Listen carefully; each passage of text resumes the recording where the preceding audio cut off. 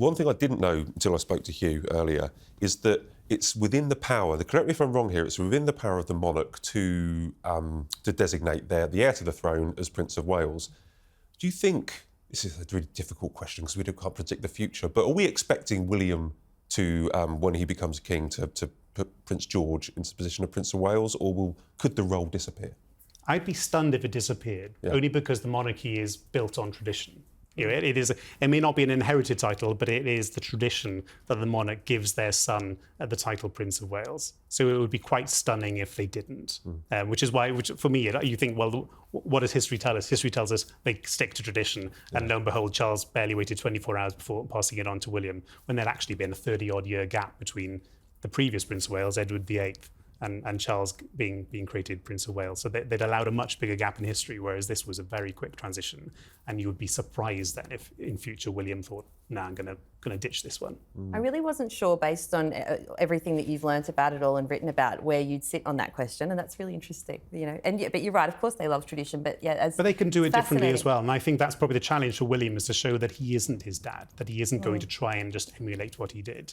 And I think Charles had a really good crack at it. I think even his detractors would say he didn't really put a foot wrong in Wales in terms of any gaffes and that sort of thing. And it's up to William to sort of emulate at least that pattern, if not follow him in all the different bits of interest that he had.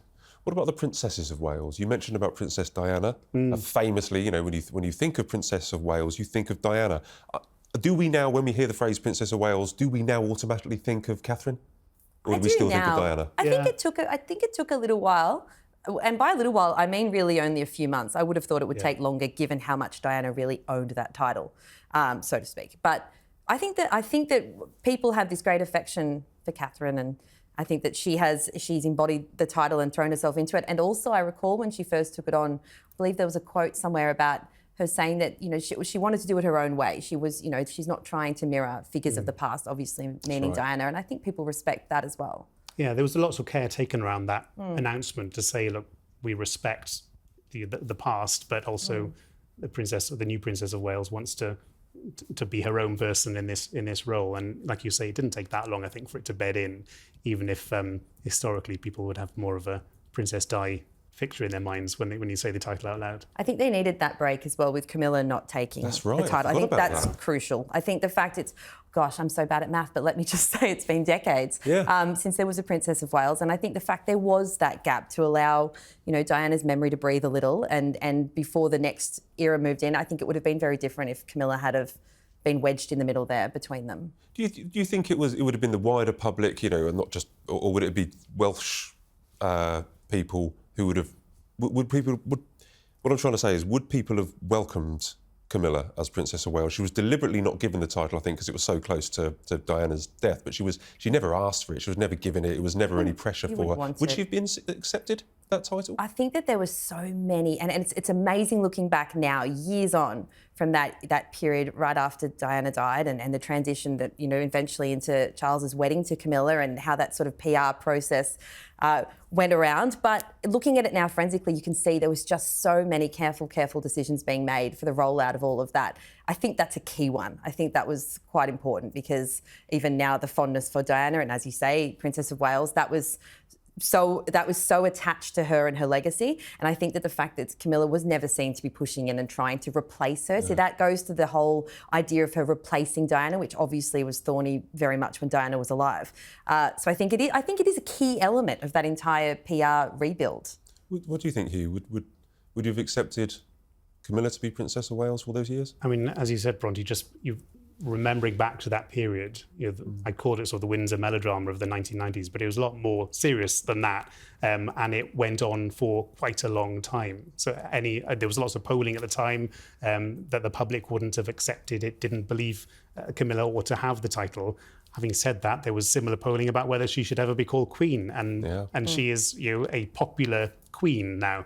So times change, people change, but it now felt the right time for Catherine to take on that title, especially somebody who is, if you are the most popular member of the royal family, then it's certainly a good fit. It's an extraordinary title, to say, going back to the 1300s for the royal family to make heirs to the throne, Prince of Wales. It's extraordinary that it's been around for so long.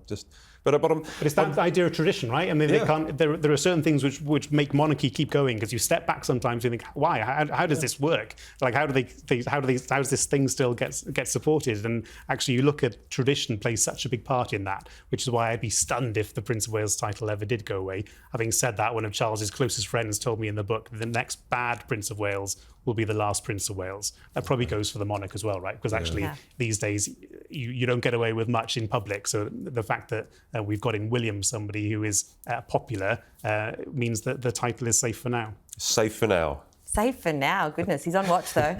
Right, we've got time for quickfire questions. Excellent. So I will offer up the question, and whoever wants to answer, you can both answer, but whoever wants to go first, go for it. So first question, what would you buy the Princess of Wales for her birthday?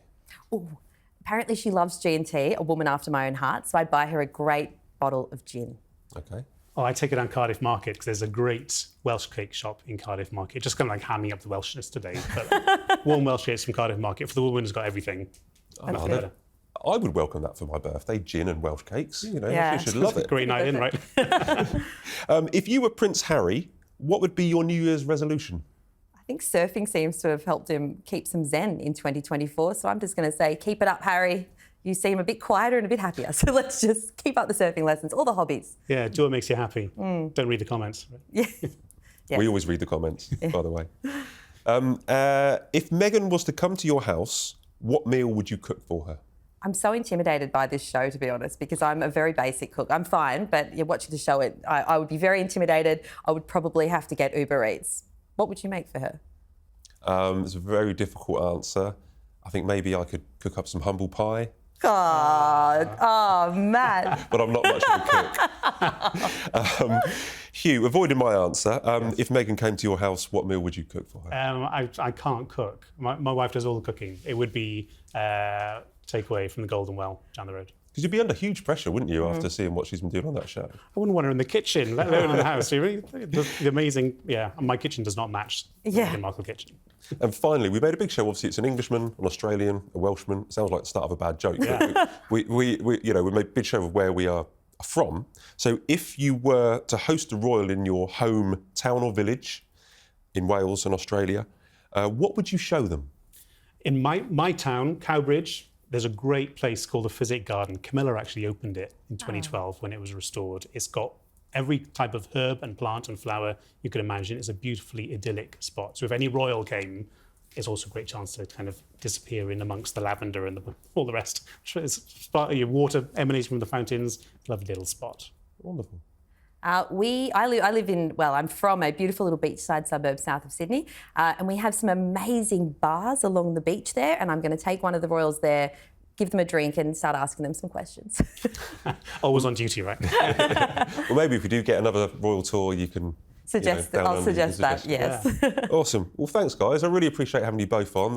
As I say, I've enjoyed your book. I learnt a lot from it. It really gets into some things I've never heard before, some really good anecdotes that have been missing in other commentary and other books. It really gets into the Welshness of the title, The Prince of Wales. So thanks for coming on, both of you.